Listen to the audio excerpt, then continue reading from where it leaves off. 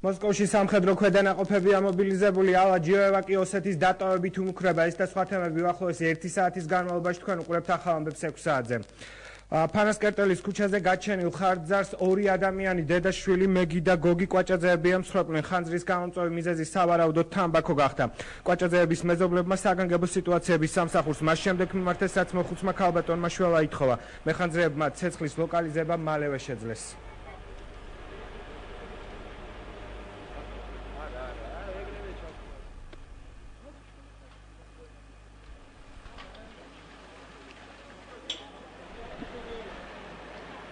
დაახლოებით 10 წუთში მთლიანად ლიკვიდირებული იყო ხანძარი, მაგრამ სამწუხაროდ შიგნით იმყოფებოდნენ იმ ერთ ოთახში, სადაც ხანძარი იყო 15-20 კვადრატი, სადაც დაიწვა, იმყოფებოდნენ დედაშვილი, დედა დაახლოებით 80 წლამდე ქალბატონი იყო და მამაკაცი, შვილი კიდე 57 წლის მამაკაცი. ისინი მათ ეძინათ, როგორც სავარაუდოდ ირკვევა, ეს ჯერ დადასტურებული არ არის, მაგრამ წოლიან მდგომარეობაში იყვნენ და სამწუხაროდ ისინი დაღუპულები დახვდნენ. ეს სავარაუდოდ მიზეზები უნდა იყოს გამოწვეული ან სიგარეტის ნამწვიდან, ვინაიდან საწოლი ლოგინიდან არ არის ხანძარი დაწყებული, ან კიდე ჩართული იყო ელექტროპლიტა და არ არის გამორიცხული, რომ მათმა ვერ გაიგეს. როგორც ამბობენ, როგორც მე გავიგე სიგარეტისაგან. ჩაიძინა შვილს, ეთყობა დაუვარდა სიგარეტი. თვითონაც მეხანძრეები ასენა ამბობდნენ, ვერადა მიშველეთა და ვერ აღებდნენ კარებს. ეთყობა იმას ეძინა შვილს. ის კიდე უკვე მკვამში ესე იგივე კარებამდე კი მისულა შვილი მოვიდა თურმე სკოლიდან და აკაკუნებდა რომ გამიყიდა ვერ გააღო. საქართველოში მაესტროს მესაკუთრეები დიპლომატიურ კორპუსს და არასამთავრობო ორგანიზაციების წარმომადგენლებს საგანგებო წერილით მიმართავენ. განცხადებაში ნათქვამია მოგეხსენებათ, რომ მიმდინარე წლის 30 ნოემბერს დილის 8 ნახევარზე ტელეკომპანია მაესტროს ტერიტორიაზე 12 თანმხლებ უცხო პირთან ერთად რუსთავის მედიის მართვის კომპანიის დამფუძნებელი ეროსი კიწმარიშვილი შეიჭრა, რის გამოც ტელევიზიის მაუწყებლობა შეჩერდა. ხელისუფლების დამოკიდებულება აღნიშნულ კონფლიქტთან დაკავშირებით იმავე დღის პირველ ნახევარში გახდა ცხადი, როდესაც ადგილზე მობილიზებული საპატრულო პოლიციის თანამშრომლები ტელეკომპანიის ჟურნალისტებს ტერიტორიაზე შესვლის უფლებას არ აძლევდნენ და ის მაშინ, როდესაც ტელეკომპანიას მართულ კომპანიასთან კონტრაქტი შეჩერებული ჰქონდა და სამართალდამცავებს ტელევიზიის შენობის შიგნით ყოფი უცნობი პირებისთვის საბუთებიც კი არ მოუთხოვიათ იმის დამადასტურებლად ჰქონდათ თუ არა მათ ტერიტორიაზე ყოფნის უფლება. გარდა ამისა, როდესაც შენობაში ჟურნალისტების კონკრეტულმა რაოდენობამ მოახერხა შესვლა, საპატრულო პოლიცია უხეში ფორმით შეეცადა მათ გარეთ გამოყვანას, ისი დამადასტურებელი კადრებიც არსებობს. უფრო მეტიც, საჯარო რეესტრში ფიქსირებული დოკუმენტის მიხედვით ტელევიზიის დირექტორი გახლავთ ილია კიკაბიძე, რომლის მითითებების შესრულებაზე საპატრულო პოლიცია კატეგორიულ უარს აცხადებდა. ამის გარდა, მაშინ როდესაც ტელევიზიის ერთ-ერთი დამფუძნებლის მაკა ასათიანის ადვოკატმა დიმიტრი გაბუნიამ პრესკონფერენცია ჩაატარა გაკეთებული განცხადების გასაშუქებლად, ადგილზე არ გამოცხადდა არც ერთი ნაციონალური ტელეარხის წარმომადგენელი. გასული საღამოს შემდეგ კი შენობიდან, რომელშიც ამჟამად იმყოფება ეროსი კიწმარიშვილი, მიმდინარეობს სატელიტისთვის მაესტროს სიგნალის უკანონოდ მიწოდება და მისი გავრცელება. მაესტროს მესაკუთრეები ითხოვენ აკრედიტებულ დიპლომატიურ კორპუსს და არასამთავრობო ორგანიზაციების წარმომადგენლებს მონიტორინგი ხელისუფლების ქმედებაზე, რომელიც მიმართულია ტელეკომპანია მაესტროს პარალიზებისკენ და ასევე ვთხოვთ დახმარებას აღნიშნულ პირებს იმისთვის, რომ უზრუნველყონ ჟურნალისტების შესვლა ტელეკომპანიის კუთვნილ ტერიტორიაზე საკუთარი ჟურნალისტური საქმიანობის სრულყოფილად განხორციელებისთვის. მიმართვის ტექსტს ხელს აწერენ ტელეკომპანია მაესტროს დამფუძნებლები ეკა აკობია, მაკა ასათიანი, ლევან ჩიკვაიძე, გიორგი ებრალიძე და მამუკა ღლონტი. აქვს თუ არა ქართულ პარტიას ქართული ოცნების ვალი. საპარლამენტო უმრავლესობა ტელეკომპანია მაესტროში განვითარებულ მოვლენებს კერძო დავას უწოდებს. საპარლამენტო უმრავლესობა ქართული პარტიის ლიდერის ქმედებაზე რეაგირებას ჯერჯერობით არ ახორციელებს, თუმცა ფრაქცია ერთობა სამართლიანობისთვის წევრმა ჯონდი ბაღათურიამ დღეს ეროსი კიწმარიშვილის ქმედება გააპროტესტა და საქართველოს ხელისუფლებას რეაგირებისკენ მოუწოდა. ის რაც ჩაიდინა ეროსი კიწმარიშვილმა, როცა ღობეზე გადახდა ადრეს ბევრამ როცა ოდიშვიხტი ბატონუგზან უმიშლით ხელს, ასეთი ამ ბრალდებით ათასობით ადამიანი იხდის საჯელს. მე შემიძლია გითხრათ გავიხსენო კავკასიის ინციდენტი, როცა 8 კაცი მართლმადიდებელი ეკლესიის წევრი, 5 სტიქაროსანი აქიდან, მე პირადად ვისმობდა, შემიძლია თავი დავდო მათ წესიერებაზე და პატრიოტიზმზე, სრულიად სრულ ბრალდებებით იხდის ამისთვის საჯელს. ჩვენ რა თქმა უნდა ყველამ ვიცით რომ ეროსის რომ ფილმი არ მიხმარებოდა უკლიდან და ეს რა თქმა უნდა თქვენ რომელიღაცა ანუ ზოგადად ხელისუფლება იყო ის ამღობეს ვერ გადაახდებოდა პირდაპირ გაგებითაც და რა თქმა უნდა გადაკრანტი გაგებითაც ჯერ 10 კაციანი დაცვის რაზმით შემდგომში ამას კიდე 15 კაციანი დაემატა თქვენ ვის ჯერა რომ 25 კაციანი დაცვა ყავს რომელიღაცა პარტიის ერთ-ერთ ლიდერს და მე ამ დაცვას უსიტყვოდ ემორჩილება პატრული ამიტომ მოგიწოდებ შეაჩერეთ ეს უკანონობა ბატონო ჯონდი როდემდე უნდა იყოს ამ კონსპირაციის თეორიებში ესე იგი კინწმარიშვილს ჩვენ მართავთ ყველა დამფუძნებელს ჩვენ მართავთ ყველა ჟურნალისტს ჩვენ მართავთ თქვენც ჩვენ გმართავთ ესე იგი ყველაფერი ჩვენ ავართ რეალურად არაფერი არ ახარ თქვენ უზლური ხართ და აზრი არ აქვს თქვენ დებატებს ამ პარლამენტში რაც ახდება ყველაფერში ხედავენ ჩვენი მეგობრები და კოლეგები ჩვენს ბოროტ კვალს ჯერ იყო და დღეების განმავლობაში პირდაპირ ეთერში უყურებთ აშკარად წილების გარჩევას რომელსაც აქ ძირითადად ღობეებზე გადაძრომის და დაძაბული სახეებით ურთიერთლანძღვის სახე ფლობერებსა და მმართველებს შორის აშკარად მიმდინარეობს დავა იმაზე რასაც ჩვენ ყველა ხვდებით ეს არის ფული, დაფინანსება და წილები. და აქაც თურმე ჩვენი ბოროტის რახვა არის, რამოდენიმე კერძო პირს წილი ვერ გაუყვია ერთმანეთში ისე, რომ ამასთან ცოტა ოდნავ პოლიტიკური პათეტიკა არ შეძინონ. არანაირი პოლიტიკური პათეტიკა არ უნდა და არანაირი თავისუფლებისთვის ბრძოლის მანტიები ამ საქმეს არ ჭირდება, წყარა დასხდნენ ოთახში, მოილაპარაკონ ვის რამდენი ეკუთვნის, ვირამდენი დახარჯა, ვირამდენი შემოიტანა, ვირამდენი გაიტანა რომელ ქართულ პარტიას რომელი ქართული ოცნების ვალი აქვს და რომელ ქართულ ოცნებას ეკუთვნის ქართული პარტიის წინა დახარჯული ფულის ნახევარის მეოთხედი თუ მეტი. ამაში ჩვენ მართლა არაფერ შუაში არა ვართ. როდესაც ადამიანი გამოდის იწყებს პოლიტიკაში მოღვაწეობას და აცხადებს, რომ ერთ-ერთ ტელევიზიას ანუ იგულისხმებოდა ამ შემთხვევაში მაესტრო ვიყიდის სამმაგ ფასში, ვიდრე ის საბაზრო ღირებულების შესაბამისად შეიძლება ღირდეს. სამმაგ ფასს გადავიხდი, შემდეგ 2 წელი ამ ტელევიზიას მე გამოვიყენებ ჩემი შეხედულებისამებრ და მე დაგიბრუნებთ. აი ესეთი არაკომერციული, ესეთი უაზრო განცხადების შემდეგ, რა თქმა უნდა, იმ ტელევიზიაში ატყდებოდა ის დაპირისპირება, რომელიც ატყდა მმართველებს და დამფუძნებლებს შორის ფინანსებთან დაკავშირებით, რა თქმა უნდა, ეს იყო მოსალოდნელი და ამის ხელისუფლებისთვის დაბრალება არის მართლაც usindisური. ბიძინა ივანიშვილის მიერ ტელეკომპანია მაესტრო შეძენასთან დაკავშირებით დღეს პრესამდინო სპეციალურ განცხადებას ავრცელებს. როგორც განცხადებაშია ნათქვამი, ამგვარი ინფორმაციის გავრცელება გარკვეულ პირთა ინტერესებს ემსახურება და პროცესების სხვა ჭრილში გადატანის მცდელობას წარმოადგენს. გამომდინარე იქიდან, რომ მავანი ცდილობენ მაესტროს ირგვლივ მიმდინარე მოვლენები ბიძინა ივანიშვილის სახლს დაუკავშირონ, იძულებულნი ვართ კიდევ ერთხელ განმარტოთ. ბიძინა ივანიშვილი მზად არის დაეხმაროს დამოუკიდებელ თავისუფალ ჟურნალისტიკას და ამით დაეხმაროს სამოქალაქო საზოგადოების განმტკიცების პროცესს. ბიძინა ივანიშვილის მიზანი არაერთი რომელიმე კონკრეტული მედია საშუალების ინტერესების დაცვა, არამედ ზოგადად თავისუფალი ქართული ჟურნალისტიკის მხარდაჭერა.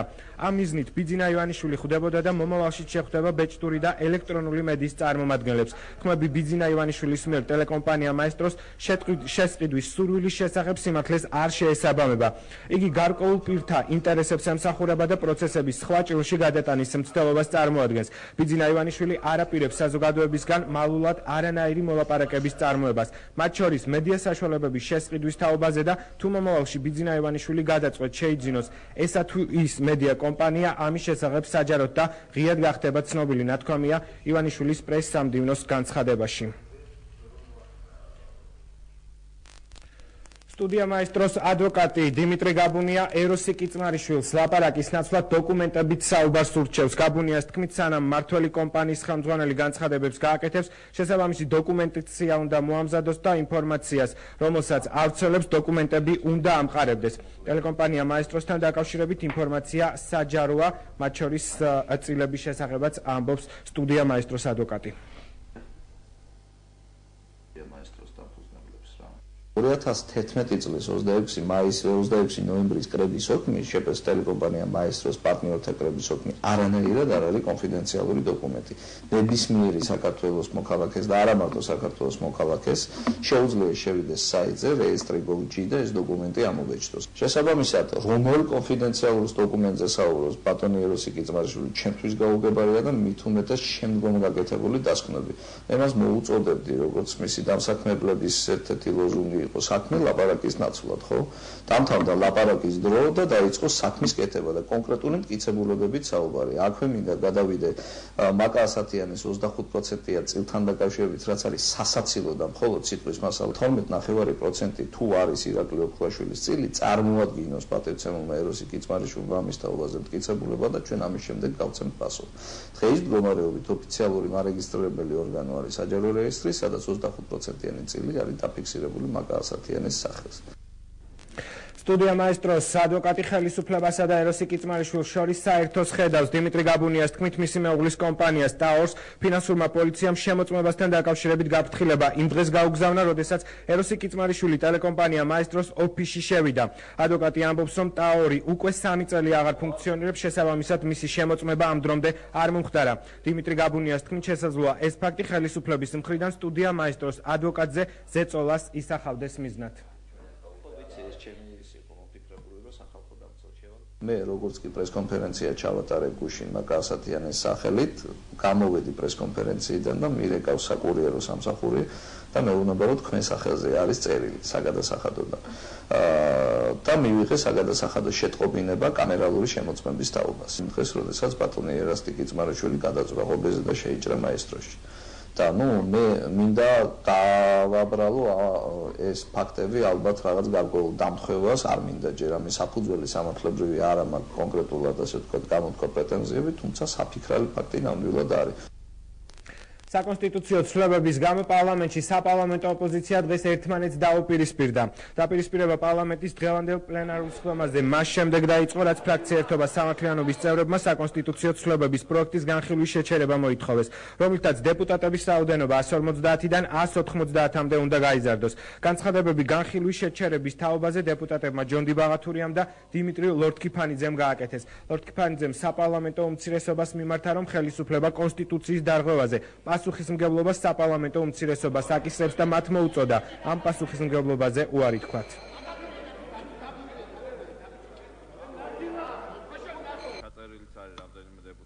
რეფერენდუმი უნდა ჩატარდეს, უნდა დაინიშნოს ეს რეფერენდუმი და შესაბამისი შედეგიც უნდა მივიღოთ ამ რეფერენდუმზე, რომელსაც პატივსცემს ყველა პოლიტიკური ძალა, მაგრამ თქვენ რეფერენდუმს ვერ ჩაატარებთ, იმიტომ რომ ეს არის საკმაოდ არაპოპულარული თემა. ეს კითხვა გამოტანილი სარეფერენდუმოდ განწირულია ჩასავარდნად და თქვენ საარჩევნო წელს არაფრით არ გაწყობთ. მე საქართველოს ხელისუფლებას ნაციონალურ მოძრაობას მიმართავ, რომ ეს საკითხი იყოს გამოტანილი სარეფერენდუმოდ. ამიტომ, რა თქმა უნდა, ფიქრობთ აი ამ გზებით და საშუალებებით ამ საკითხის გათრევას საქართველოს პარლამენტში. რაშიც, რა თქმა უნდა, თქვენ ხელს გიწყობთ ეგრეთ წოდებული ოპოზიცია, რომელიც სრული შემადგენლობით ახლა გაბრძანებულია დარბაზიდან. გუშინ ღიად სხდომაზე მე თქვენ მოგიწვიეთ ბატონ ლევან რადიო უცნობის პირდაპირ ეთერში გთხოვეთ რომ მობრძანებულიყავით. პირდაპირ ეთერში გთხოვეთ რომ მობრძანებულიყავით ბატონ კახაშვილთან ერთად და არ მობრძანდით. თქვენ შეგეძლოთ გუშინ აკადემიური წრეების წინაშე 4 წამყვანი უნივერსიტეტის სტუდენტების წინაშე, არასამთავრობო ორგანიზაციების წინაშე დაგეცვათ თქვენი პოზიცია. და ბატონ გიორგი ახვლედიანს რომ usmenდი ერთ-ერთ შეხვედრაზე, მისი არგუმენტი ერთადერთი იყო თურმე ის, რომ რეფერენდუმის შედეგები ერთი თვის ვადაში არ ასახულა. რეფერენდუმისა, რომელსაც აქვს პირდაპირი მოქმედების ძალა, ძალიან უსუსური და მეცაც გეტყვით ბატონ გიორგი, ძალიან სევდიანი სანახავი იყო თქვენი უსუსური მცდელობა საზოგადოებას გამკლავებოდით.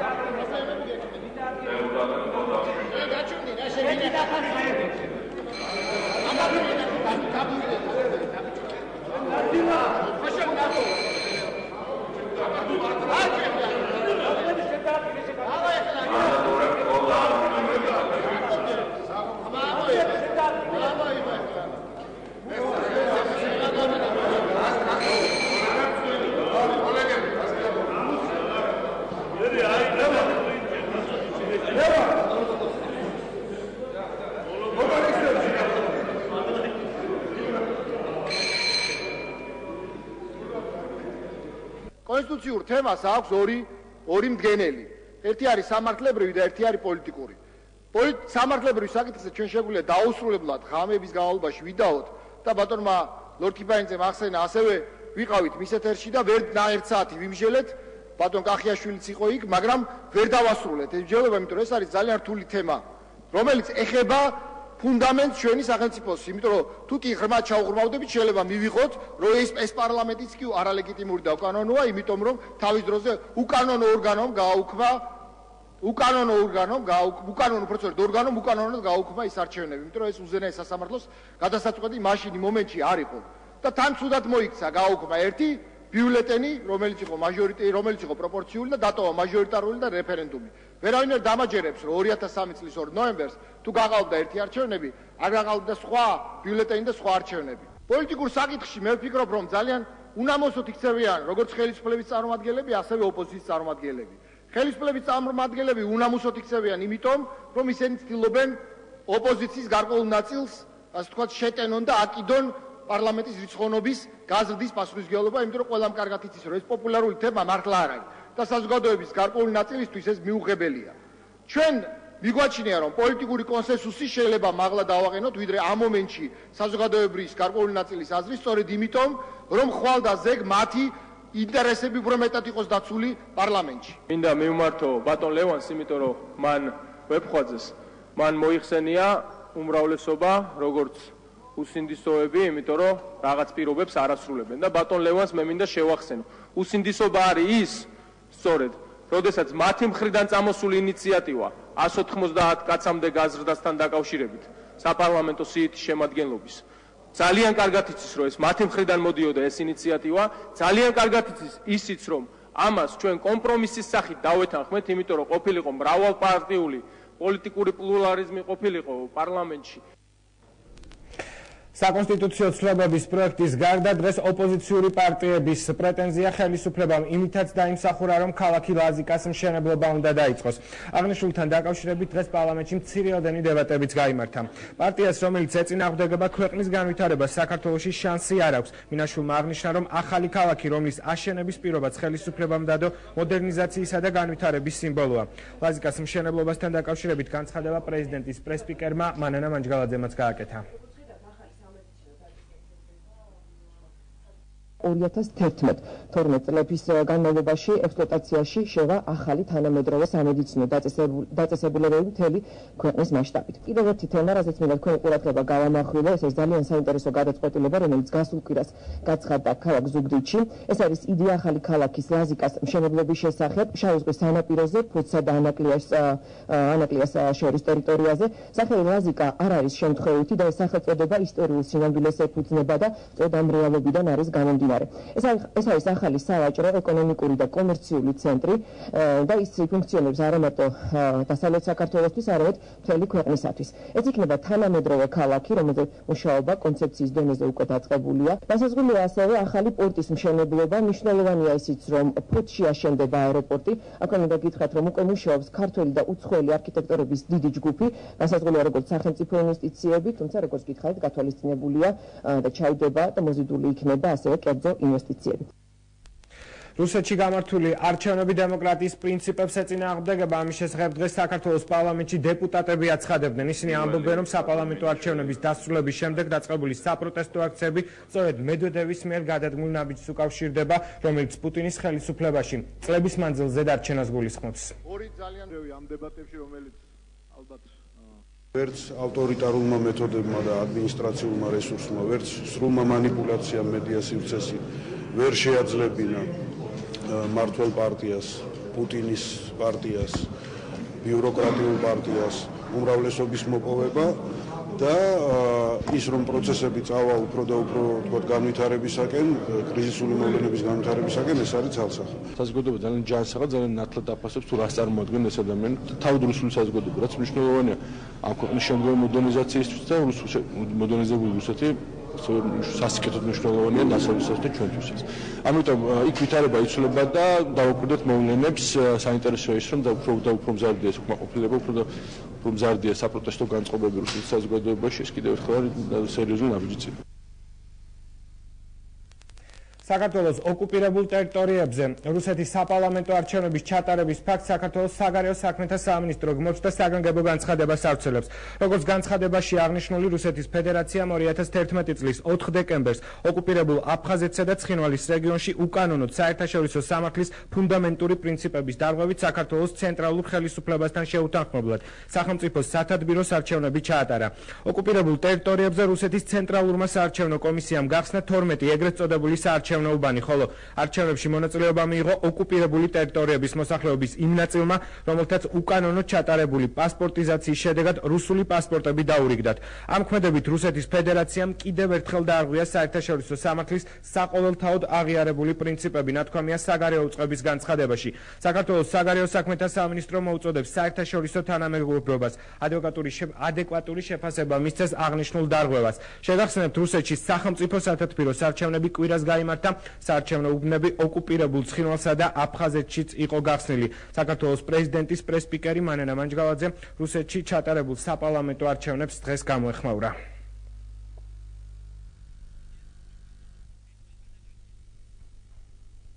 ეს იმ საერთაშორისო სადამკვირვებლო ორგანიზაციების მისიების საქმეა, რომელიც დაკავებულია არჩევნების შეფასებითა და მონიტორინგით, მაგრამ არ უნდა დაგვავიწყდეს და ჩვენ უნდა შევაფასოთ ის ფაქტი, რომ საქართველოს ოკუპირებულ ტერიტორიებზე ტარდება უკანონო არჩევნები, რაც ყოველგვარი საერთაშორისო სამართლებრივი ნორმების დარღვევა და ეს უკანონობა ხორციელდება არამარტო საქართველოში, საქართველოს ოკუპირებულ ტერიტორიებზე, ასეთივე კანონდარღვევითი ქმედებები ხორციელდება იგივე დნესტის პირობებში.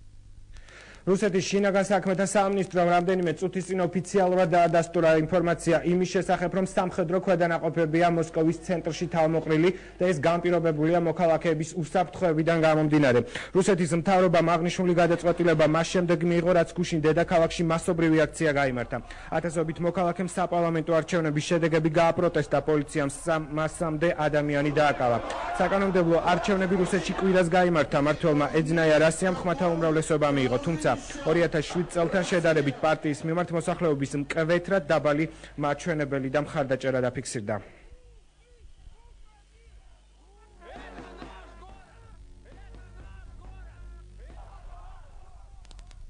ძილს პუტინი ამ ლოზუნგით მოსკოვის ცენტრში ათასობით ადამიანი გამოვიდა და საპარლამენტო არჩევნების შედეგები გააპროტესტა. რუსეთის სამართალდამცველების განცხადებით აქციის მიმდინარეობისას 300-მდე დემონსტრანტი დააკავეს, რათა მათ წესრიგი დაარღვიეს. პრეზიდენტი მედვედევი არჩევნებს სამართლიანსა და დემოკრატიულს უწოდებს, თუმცა EUTOS დამკვირვებლები აცხადებენ, რომ არჩევნები პრემიერ-მინისტრ ვლადიმერ პუტინის პარტიის ეძნაია რასიას სასარგებლოდ გაყავდა. საპარლამენტო არჩევნები რუსეთში კვირას გაიმართა, პარტია ეძნაია რასია, როგორც უკვე გითხარით, წინასწარი მონაცემებით ლიდერობს.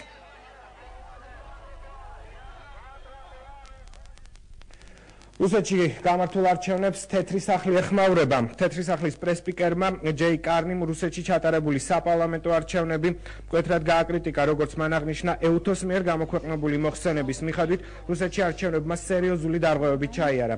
როგორც EUTOS დამკვირვებლების მოხსენებაში აღნიშნული, საარჩევნო პროცესმა დაძაბულ ვითარებაში ჩაიარა, იყო ხმების გაყალბებისა და ამომრჩეველთა სიებით მანიპულირების მცდელობაც. არჩევნების შედეგების გასაპროტესტებლად მოსკოვის ცენტრში მოსახლეობამ ფართომასშტაბიანი აქცია უკვე მეორე დღეა გამართა, რამდენიმე ათასი მოქალაქე პრემიერ-მინისტრის ვლადიმერ პუტინის 12 წლიანი მმართველობის დასასრულს მოითხოვს. 4 დეკემბერს ჩატარებული არჩევნების წინასწარი შედეგების მიხედვით პუტინის მმართველმა პარტიამ 238 ადგილი დაიკავა, მაშინ როცა მან წინა არჩევნების შედეგად 315 ადგილი მოიპოვა.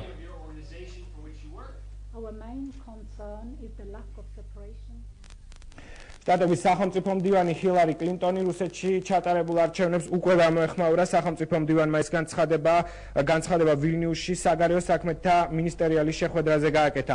შტატების სახელმწიფო მდივანმა EUTOS დამკვირვებლების მოხსენებაზე დაყრდნობით რუსეთის არჩევნებს არასრულფასოვანი უწოდა. ოპოზიციონერი პოლიტიკოსებისა და საერთაშორისო დამკვირვებლების განცხადებით არჩევნების პროცესში ხმების გაყალბების უამრავი შემთხვევა დაფიქსირდა.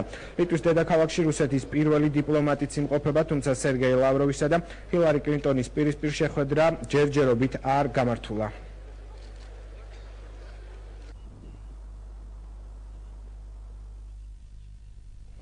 რუსეთის ხინვალის ეგრეთ წოდებული საზღვარი დროებით ჩაიკეტა. რუსული მედიის ინფორმაციით გადაწყვეტილება ეგრეთ წოდებულ სამხრეთ ოსეთში არსებული არასტაბილური პოლიტიკური ვითარების გამო პროვოკაციების თავიდან ასაცილებლად მიიღეს.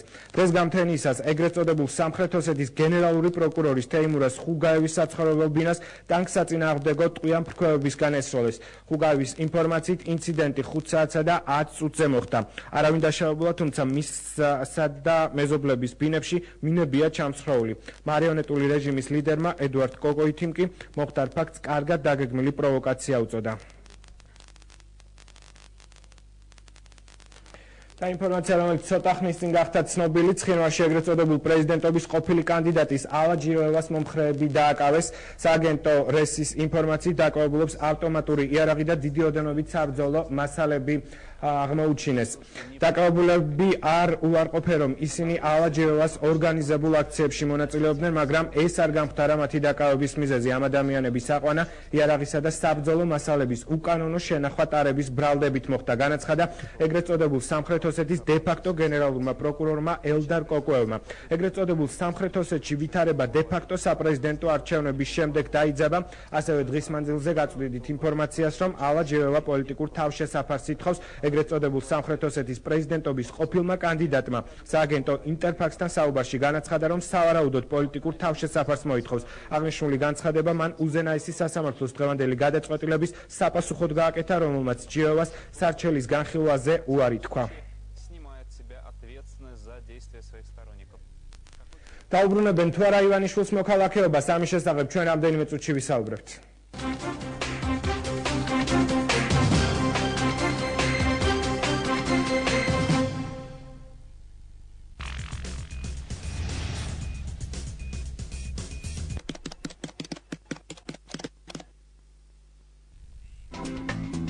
ხარ სტუდენტი ან მოსწავლე?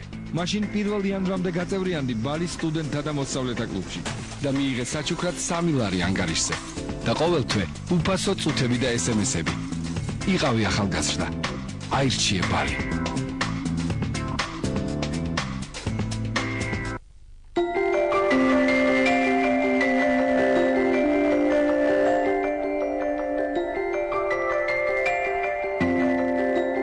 დაგიბრუნებთ სიხარულს. Kuzanov.com დააბანდეთ თქვენი დანაზოგი ყველაზე სარფიანი პირობებით. გახსენით ვადიანი ანაბარი 17%-იანი წლიური სარგებლით დოლარსა და ევროში. პირველი საკრედიტო კავშირი 2.55-99-99. პოტენციის დაქვეითება ეს არ არის განაჩენი. პრობლემას მოგიგვარებთ კლინიკა ოქსფორდ მედიკალი. ოქსფორდ მედიკალი გამოსავალი არსებობს. Oxford Medical Georgia, საქართველოს ისრაელის ერთობლივი კლინიკა. მისამართი: ფალიაშვილის 15. შეხვდით მომზადებული ზამთარს. ეკონომიური და უსაფრთხო გამათბობელი, შექმნილი თქვენი კომფორტისათვის. 35-62-01. ქარიზმა. იყიდება საოფისე ფართები 10 კვადრატული მეტრიდან აკლასის ბიზნეს ცენტრში. ფასი $1300-დან. შეიძინეთ საოფისე ფართი ბიზნეს ცენტრ მწვანე ოფისში და მიიღეთ უძრავი ქონებისგან ყოველთვიური სტაბილური შემოსავალი. აკლასის ბიზნეს ცენტრი მწვანე ოფისი მდებარეობს თამარ მეფის და აღმაშენებლის გადაკვეთაზე. დაგვიკავშირდით ტელეფონზე 250-99-99. იმიჯ ცენტრი იწვევს 10-დან 25 წლამდე ასაკის გოგონებს და ვაჟებს მოდელის პროფესიის დასაუბრებლად. მხოლოდ ჩვენთან მრავალწლიანი გამოცდილება, საერთაშორისო კონტაქტები, ადგილობრივ და საზღვარგარეთ დასაქმების პერსპექტივა, საერთაშორისო კონკურსები, ელიტ მოდელურ ჯორჯია, New Face Model Search, Miss და Mr. საქართველო. დაიწყეთ მოდელის კარიერა დღეს და გახდით წარმატებული ხვალ. იმიჯ ცენტრი ნიკო ნიკოლაძის 6, ტელეფონი 2-91-58-90-55. რადიო მაესტრო FM 94.7.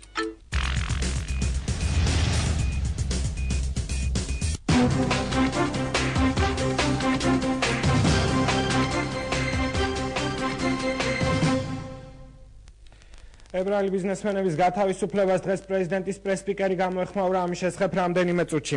ბიძინა ივანიშვილის ადვოკატთა ჯგუფმა მედიის წარმომადგენლებს ის არგუმენტები გააცნო, რომლებიც მიხეილ სააკაშვილის მიერ ბიზნესმენისა და მისი მეუღლისთვის საქართველოს მოქალაქეობის ჩამორთმების არალეგიტიმურობას ამტკიცებს. მათი თქმით, პრეზიდენტმა კონსტიტუციის 32 მუხლი უხეშად დაარღვია, რადგან მულტიფუნქციური მოქალაქეობა ნიშნავს ერთ და მოქალაქეობას და ამის გამო პრეზიდენტს უფლება არ ჰქონდა ბიძინა ივანიშვილისა და ეკატერინე ხვედელიძისთვის საქართველოს მოქალაქეობა ჩამოერთმია.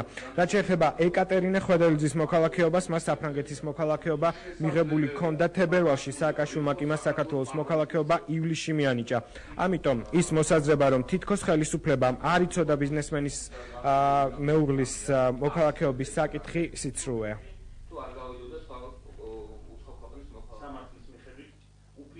თუ ბატონი ბიძინა ივანიშვილის შემთხვევაში ხელისუფლება ამბობს, რომ მას საფრანგეთის მოქალაქეობა მერე აქვს მიღებული 2010 წელს, თუმცა ამის შემდეგ ის არჩევნებში მონაწილეობს და საქართველოს პასპორტი ბოლოს მას 2011 წლის ივლისში აქვს სხვათა შორის აღებული ბოლო ახალი პასპორტი, მისი მეუღლის შემთხვევაში მას უკვე ქონდა ორივე ქვეყნის რუსეთის და საფრანგეთის მოქალაქეობა.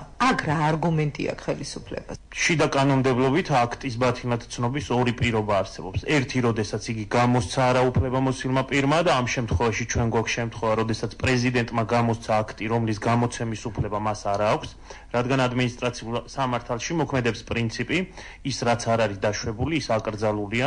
შესაბამისად, არ არსებობს არც კონსტიტუციით, არც კანონით და არც კანონქვემდებარე ნორმატიული აქტებით გაწერილი პროცედურა და უფლებამოსილება არ აქვს პრეზიდენტს მინიჭებული იმისთვის, რომ საგამონაკლისო წესით მინიჭებულ საქართველოს მოქალაქეს რაიმე ფორმით შეუწყვიტოს საქართველოს მოქალაქეობა. თუ ანიჭებ საქართველოს მოქალაქეობას უცხო ქვეყნის მოქალაქეს და იცი, რომ ის არის მინიმუმ ერთი უცხო ქვეყნის მოქალაქე, არ არის ლოგიკა იმაში, რომ თუ ეს მოქალაქე შემდგომში გახდება კიდევ მესამე ქვეყნის მოქალაქე, მას ჩამოართვა. ჩარდებულ კახა ბარათაშვილის ცემის ფაქტზე დღეს ახალგაზრდა იურისტთა ასოციაციაში განცხადება გაკეთდა. საიამ განცხადება გაავრცელა, სადაც ბარათაშვილის მიმართ სასჯელ ახსნების დეპარტამენტის მსჯავრდებულთა და ბრალდებულთა სამკურნალო დაწესებულებაში განხორციელებული ფიზიკური და ფსიქიკური ზეწოლის ფაქტებზეა ყურადღება გამახვილებული. საიასთვის რამდენიმე საათის წინ ცნობილი გახდა, რომ ბარათაშვილის მიმართ კვლავ განხორციელდა ზეწოლა. ახალგაზრდა იურისტები პროკურატურისგან გამოძიების დაწყებას ითხოვენ, ასევე მოუწოდებენ მსჯავრდებულთა და პატიმართა სამკურნალო დაწესებულებების ადმინისტრაციას და მის ექიმებს დაიცვან და უზრუნველყო მსჯავრდებულ ბარათაშვილის უსაფრთხოება და რეაგირებას თხოვენ სასჯელ ახსნების დეპარტამენტის თავმჯდომარეს.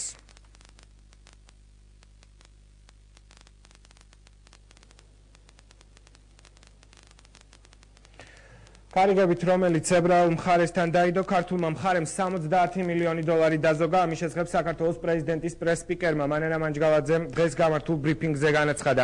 მისივე თქმით, ეს არის საქმე, რომელიც 90-იანი წლების დასაწყისში დანაშაულებრივი კორუფციული გარიგების შედეგად შედგა და დღემდე მძიმე ტვირთად აწვა ქვეყანას. რონი ფუქსი და ზეუ ფრენკელი ქართველმა სამართალდამცველებმა ქრთამის მიცემის ბრალდებით დააკავეს. თბილისის საქალაქო სასამართლოს გადაწყვეტილებით ებრაულ ბიზნესმენებს 7 და 6.5 წლით პატიმრობა ჰქონდათ მისჯილი, თუმცა 2 დეკემბერს ისინი საქართველოს პრეზიდენტმა შეიწყალა. სახელმწიფოს ჯამური თანხა 110 მილიონი დოლარი ჰქონდა გადასახდელი, აქ საუბრობით ჩათვლით თუ გავითვალისწინებთ და ის ფაქტი, რომ 70 მილიონი დოლარის დაზოგვა მოხდა, ადასტურებს იმას, რომ საქართველოს ხელისუფლების ქმედებები და გადადგმული ნაბიჯი დემოკრატიული მოძრაობა ერთიანი საქართველოს ოფისში მთავრობის 10 პუნქტიანი გეგმა განიხილეს, როგორც ბრიფინგზე მოძრაობის გენერალურმა მდივანმა ვახტანგ ყოლბაიამ განაცხადა, ხელისუფლების მოქმედება არარეალურად პრობლემების მოსაგვარებლად, არამედ მცირე და საშუალო ბიზნესის წარმომადგენელთა გულის მოსაგებად და ამომრჩეველთა ხმების მიღების მოსაპოვებლადაა მიმართული.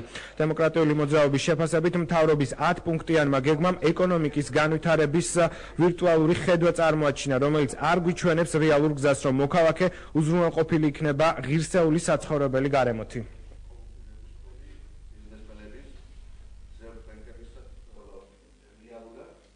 აღნიშნული გეგმა საერთოდ არ ითვალისწინებს რიგითი მოქალაქის ოჯახის პირადი ბიუჯეტის შევსების, მოქალაქისა და მისი ოჯახის წევრების ჯანმრთელობის დაცვის, მათი შვილების განათლების ხარისხის უზრუნველყოფის მექანიზმებს. აშკარაა ხელისუფლების უდიერი და ცინიკური დამოკიდებულება სოციალურად დაუცველი ადამიანებისადმი. წარმოუდგენელია ეკონომიკური ხასიათის დოკუმენტს არ ახლდეს განგარიშებები თუ რა რესურსების ხარჯვასთან იქნება დაკავშირებული მისი რეალიზაცია ცხოვრებაში. საქართველოს მთავრობის 10 პუნქტიანი გეგმა კი ამ ყველაფერს არ იცნობს. დემოკრატიული მოძრაობა სრული პასუხისმგებლობით აცხადებს, რომ აღნიშნული დოკუმენტი აშკარად მიუთითებს მთავრობის არამდგრად და გაუაზრებელ ხედვებზე ეკონომიკური პოლიტიკის მიმართ. თავისუფალი დემოკრატების წევრი ვიქტორ დორიზღო სადაზღვეო სფეროში ელიტურ კორუფციაზე საუბრობს და ხელისუფლებას ამ პრობლემის მოგვარებისკენ მოუწოდებს. დოლიძის განცხადებით დაზღვევის საკითხი კიდევ უფრო აქტუალური გახდა მას შემდეგ, რაც ნაციონალური მოძრაობის გადაწყვეტილებით ჯანმრთელობის დაზღვევის პოლისების ბითუმად შესაძენად 2012 წლის ფედერალური ბიუჯეტიდან დამატებით 100 მილიონ ლარზე მეტი გამოიყო, ხოლო თბილისის ბიუჯეტიდან 16 მილიონ ლარზე მეტია გამოყოფილი. რეალურად კი ეს თანხები არც წინა წლებში მოხდარა მოხმარებია დაზღვეულ ადამიანებს. მისვე თქმით, აქედან გამომდინარე თავისუფალი დემოკრატების, რესპუბლიკელებისა და ბიზნესმენ ბიძინა ევანიშვილის მონაწილეობით მზადდება პროექტი სოციალური უსაფრთხოების კონცეპტუალური ხედვა, რომელიც ჯანდაცვის სფეროში არსებული პრობლემების მოგვარებაზე იქნება ორიენტირებული.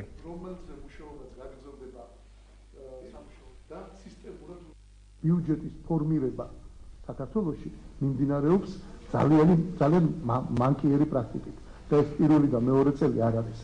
ეს არის ბიუჯეტის ფორმირების ერთ-ერთი ნაწილი, რომელიც ამ პოლისების ბითუმად შესყიდვას შეეხება. რა საჭიროა, როდესაც 16 მილიონი ლარი გამოიყოფა დამატებით ქალაქის ბიუჯეტიდან. ეს არის აბსოლუტურად წარმოუდგენელი, ეს არის აღრევა უფლებამოვალეობების კიდევ ერთხელ ვიმეორებ, რაც ბუნებრივია, გვაძლევს ლეგიტიმურ საფუძველს ვფიქროთ, რომ საქმე გვაქვს იგივე კორუფციულ პირამიდასთან. სასტუმრო Radisson Blu ივერიაში პროკურატურის საზოგადოებრივი საბჭოს სხდომა გაიმართა, რომელსაც მთავარი პროკურორი მურთაზ ზოდელავა ესწრებოდა. სხდომის გამართვის მთავარი მიზანი იყო, რომ საქართველოს პროკურატურა საზოგადოებისათვის გაეცნო მისი მუშაობის პრინციპი და კანონმდებლობა. უკვე ერთი წელია საქართველოს პროკურატურასთან არსებობს საზოგადოებრივი საბჭო, სადაც შედიან და თავს იყრიან არასამთავრობო, საზოგადოებრივი და სახელმწიფო უწყებების წარმომადგენლები. ეს არის ერთგვარი ხიდი და კომუნიკაციის საშუალება ჩვენი საზოგადოებასთან. ჩვენ დღეს მათ წარუდგენთ ყველა იმ ახალ პროდუქტს და პროექტს, რომელსაც ახორციელებს და წარმატებით უდგა სათავეში საქართველოს პროკურატურა და ჩვენ გვინდა, რომ მსგავსი შეხვედრები გახდეს პერმანენტური. პროკურატურა გვაცნობს ჩვენი მიმდინარე პროცესს, რომელიც დაიწყო პროკურატურაში მაგალითად განმეორებოდა მედიაციასთან დაკავშირებით, ეს ეხება არასრულწლოვანეს თუ რამდენ არასრულწლოვანეს ისარგებლა ამ ინსტიტუტით, შესაბამისად ჩვენ ვიხილავთ თუ რა პრობლემები არის, რა კარგი მხარეები აქვს ზოგადად ამ ინსტიტუტს, მსგავს ტიპის პროცესებზე გვექნება საუბარი, სახელმწიფო პოლიტიკის ლიბერალიზაციის მიმართულებით რა ტენდენციები, რა ნოვაციები არის კიდევ დაგეგმილი პროკურატურის შიგნით. ოტია იოსელიანის ქუჩის გახსნის მოთხოვნით ახალგაზრდა თავისუფალმა დემოკრატებმა ქუთაისის მერის წინ საპროტესტო აქცია გამართეს და სპეციალური განცხადება საკრებულოში შეიტანეს. აღნიშნულ ინიციატივას გამოეხმაურა ფრაქცია ქრისტიან დემოკრატების თავმჯდომარე და საკრებულოს თავმჯდომარის მოადგილე დავით დვალიც. საკრებულოს თავმჯდომარის ამირან ხვადაგიანის თქმით კი საკითხი დღის წესრიგში უკვე დგას და ამ თემაზე მსჯელობა გაგრძელდება. აღნიშნული ინიციატივით ახალგაზრდა თავისუფალმა დემოკრატებმა წყალტუბოს მუნიციპალიტეტის საკრებულოსაც მიმართეს. ქუთაისში რომელიმე ქუჩას, ბაღს ან სკვერს მიენიჭოს ოტია იოსელიანის სახელი. ასევე კარგი იქნება და უპირიანი იქნება, რომ აღნიშნულ ბაღში ან სკვერში გაიხსნას ოტია იოსელიანის ბიუსტი და ასევე გაიხსნას მონუმენტი, სადაც ამოტვიფრთული იქნება ის ათინცნება, რომელიც ოტიას გააჩნდა და რომელშიც მოგესალმებით, რომ ოტიას ასე ვთქვათ ხედვა იყო ადამიანის ზნეობრივ პრობლემატიკაზე. მე ჩავთვალე თავი ვალდებულად როგორც საკრებულოს თავმჯდომარის მოადგილე ეს ინიციატივა მომესმინა. ამასთანავე მაინტერესებდა თუ რა ფორმით იყო გამართული ეს აქცია და შესაბამისად მიმეღო შესაბამისი ღონისძიებები, ანუ ხალხის აზრი და ხმა არასდროს არ უნდა რჩებოდეს ქუჩაში, უნდა აღწევდეს ამ შენობების, კონკრეტულად საკრებულოს და მერის შენობის წიაღში. ჩვენი დღევანდელი გამოხმაურება ამის მაგალითია და ჩვენ ყოველთვის აი ასე გავაკეთებთ. ყოველთვის მოусმენთ თითოეულ ახალგაზრდას, თითოეულ ჩვენ თანამოქალაქეს და მათი გონივრული თითოეული მოთხოვნა ყოველთვის იქნება ჩვენი მხრიდან დაცვის საგანი. ჩვენმა ახალგაზრდულ დეპარტამენტთან სამსახურმა დასვა ეს საკითხი. ჩვენ ვჯეროთ ამ საკითხთან დაკავშირებით. ოტეა მართლაც ის პიროვნება, ის მწერალია, რომელიც ითხოვს მისი შემოქმედება ყურადღებას და ყველაფერს გავაკეთებთ ბატონი ოტეას სახელის. არჩევნები თავისუფლებისთვის დღეს ცესკოში შეხვედრას მართავს. ზურაბ ხარატიშვილთან გამართული შეხვედრის დროს მთავარი აქცენტი მომავალ არჩევნებზე უსაფრთხოებისა და დემოკრატიული ბრძოლის ხარისხზე გამახვილდა. კოალიციის წევრები ამბობენ, რომ შეხვედრები მომავალშიც გაგრძელდება. მსგავს სამუშაო შეხვედრებს არჩევანის თავისუფლებისათვის წევრები ცესკოს თავმჯდომარის გარდა ყველა იმ ორგანიზაციის წარმომადგენელთან გამართავენ, რომელთაც გავლენა აქვს არჩევნების სამართლიანად და დემოკრატიულად ჩასატარებლად.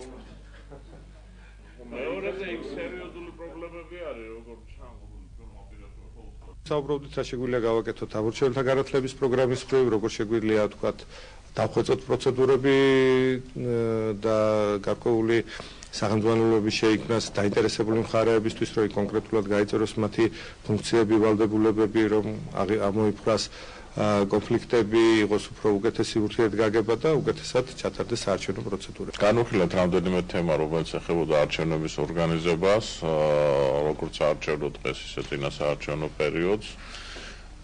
ჯერჯერობით დიალოგი საკმაოდ რთულია, იმიტომ რომ განსხვავებული აზრები ბევრია, მათ შორის იმაზეც, თუ როგორ შეიძლება გარკვეული სირთულეების და გარკვეული ხარვეზების აღმოფხვრა, თუმცა დარწმუნებული ვარ, რომ ურთიერთობა გაგრძელდება. იმიტომ რომ ვფიქრობთ, რომ არის გარკვეული საკითხები, რაშიც შეიძლება დავარწმუნოთ საარჩევნო კომისია. დანარჩენს მომავალი გვიჩვენებს. მომავალი წლიდან თელავის ისტორიული ეთნოგრაფიული მუზეუმის რეაბილიტაცია დაიწყება, თუმცა კონკრეტულად უცნობია რეაბილიტაცია რა ნაწილს ჩაუტარდება. მუზეუმის დირექტორის მოადგილის დავით აბულაძის თქმით, პროექტის დამუშავება მიმდინარეობს და დამუშავების შემდეგ გახდება ცნობილი რა ნაწილს შეეხება რეაბილიტაცია. მისი თქმით, მუზეუმის რეაბილიტაცია მნიშვნელოვანია თელავისათვის, რადგან ეს გაზრდის ტურისტთა რაოდენობას ქალაქში.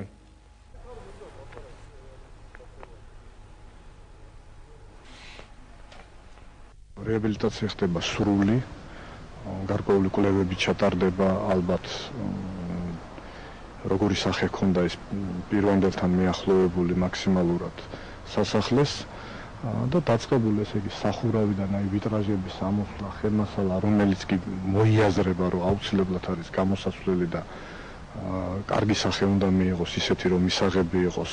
ტექნოლოგიის ეროვნულ სააგენტოდან უკვე რამოდენიმეჯერ იყვნენ ჩამოსულები, დეტალურად დაათვალიერეს, აზომეს მთლიანი ეს სასახლე შიგნიდანაც სახურავიც დათვალიერებულია დეტალურად და ერთი დღე პრეზიდენტის რეზიდენციაში ყვავილის რაიონის წარჩინებული მოსწავლეები პრეზიდენტის რეზიდენციაში იმყოფებოდნენ და დღევანდელი დღე სწორედ იქ გაატარეს. წარჩინებულმა მე-12 კლასელებმა პრეზიდენტის ადმინისტრაცია დაათვალიერეს და მუშაობის პრინციპს გაეცნენ. ასევე ისინი პრეზიდენტის პრეს-სპიკერის ტრადიციულ ბრიფინგსაც დაესწრნენ. პროექტი დღეს დაიწყო. პრეზიდენტის ადმინისტრაცია ხვალ ახმეტის რაიონის სკოლის მოსწავლეებს უმასპინძლებს.